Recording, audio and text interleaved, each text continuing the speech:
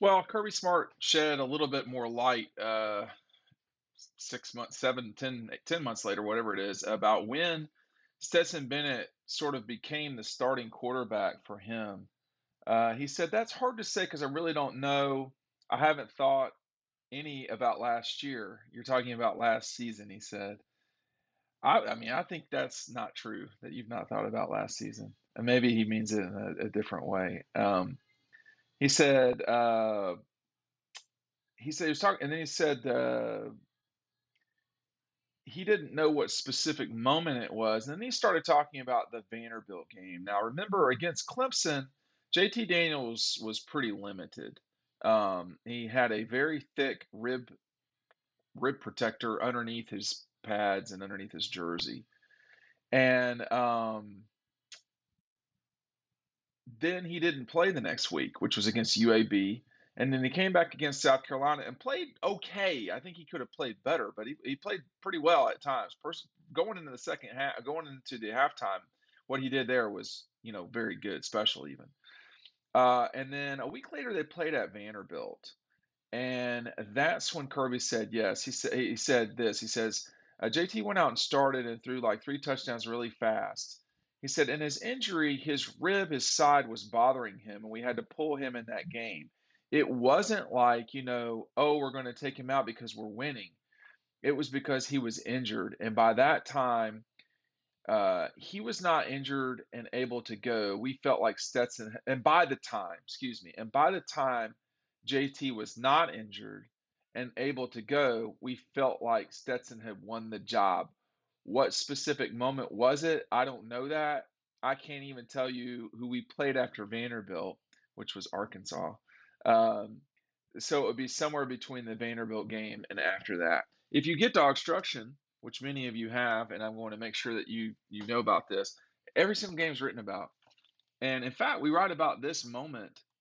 Um, I write about this moment in the book, and it says JT Daniels went 9 of 10 for 129 yards and had two touchdown throws, but Daniels handed off to Ladd McConkey for a 24-yard touchdown to put the Dogs up by 5 scores.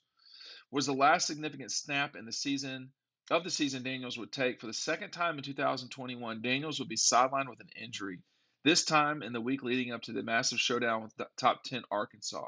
From the moment he replaced Daniels in the Vanderbilt game on, Georgia's offense would be Stetson Bennett's show to run. We just didn't know that would be the case that clear day in Nashville. The game was a total and utter beatdown, the likes of which neither Georgia or Vanderbilt had seen in decades. Georgia ended up with nearly as many points, 62, as Vanderbilt had yards, 77. Make sure you're picking up DAWGSTRUCTION today. You get DAWGSTRUCTION, you get our 2022 preview included for free. I am running out of the 2022 preview. I have printed a lot of these. I'm not printing anymore. You're going to want to make sure to get this. There's only one place that you can get this uh, in person. There's one place to get it right here, which is down below. You can get it on Clayton Street at Red Zone in Athens. Pick that up today. Once they're gone, and they have fewer than 20 left at Red Zone. Okay, I called yesterday, so they are way past what I thought that they would sell. The magazine is quite popular. I didn't realize it would be that popular. Pick up DAWGSTRUCTION and you get it for free. Um, I'll tell you, people don't talk a lot about Vanderbilt games. And what's important to remember about games, seasons, moments. The moment I knew Georgia was exceptionally good was the first quarter of the Vanderbilt game. In 2017, the moment I knew they were exceptionally good was I was in a bar in Columbia, South Carolina, watching Notre Dame take the hammer to USC. And the Trojans just getting murdered. That was during Georgia's off week. That's when I knew Georgia had a real crack at the national championship. I knew they had it this season. I thought they were the best team in the country after the Vanderbilt game. I'm not sure if I wrote it that way at the time. I'm going to go back and look as we talk here. But there are moments in games there are moments in seasons when you can tell, you often can tell in the moment that teams, players, whatever you want to call it, are special. Um,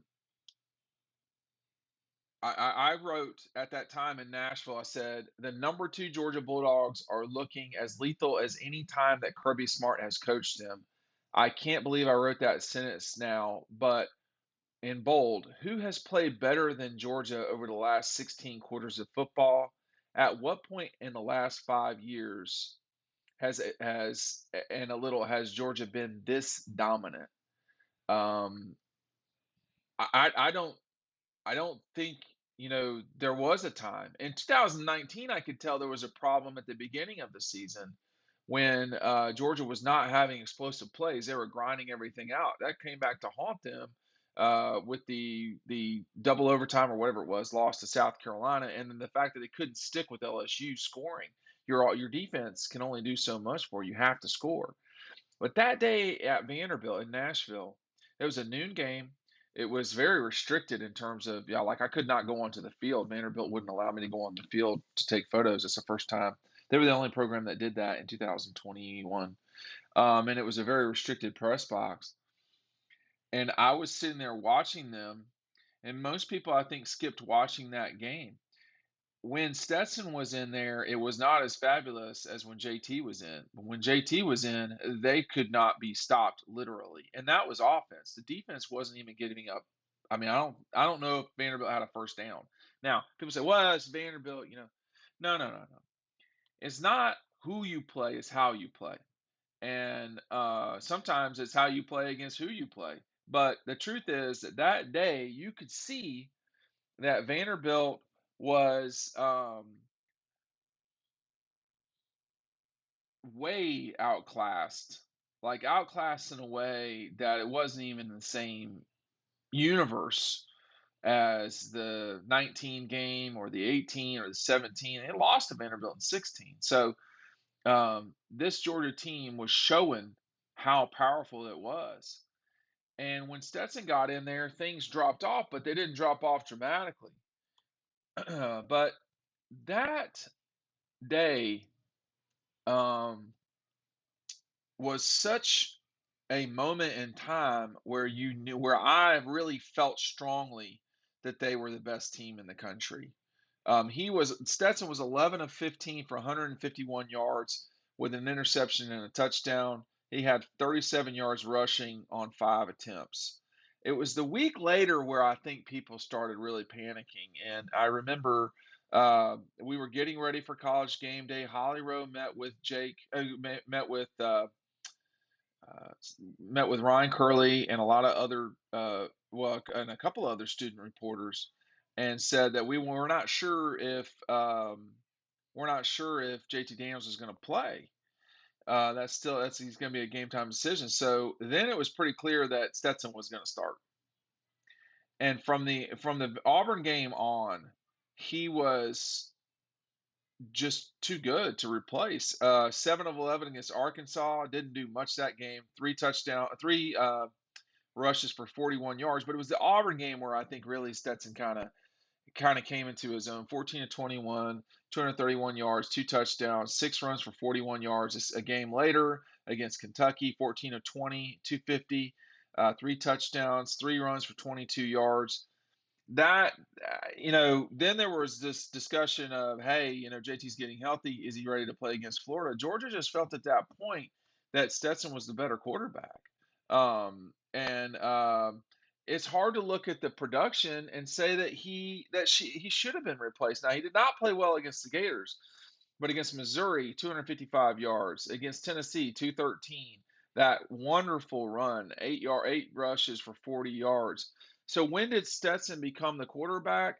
I would say it was not the Vanderbilt game. I would say it was the 3 game run, Arkansas, Auburn, and Kentucky, where he went a combined 35 of, I'm doing the math very quickly, 35 of 52 for, gosh, 600 yards, 5 touchdowns, about 100 yards rushing. He was just too good at that point.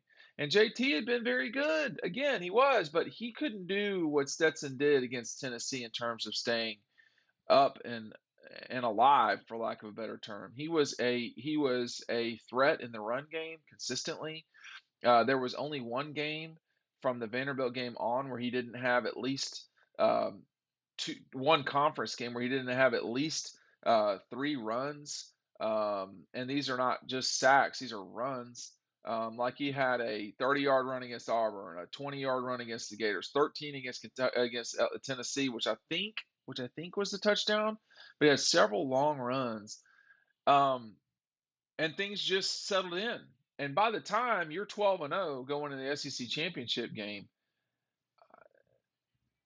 everybody's always looking for the backup, except when the backup Stetson Bennett. And JT Daniels is a very good quarterback. He's got a lot to prove moving forward. And it's about durability for JT. But Stetson Bennett, when did he win the job? It was somewhere in October. That's what Kirby. That's the short answer of it all.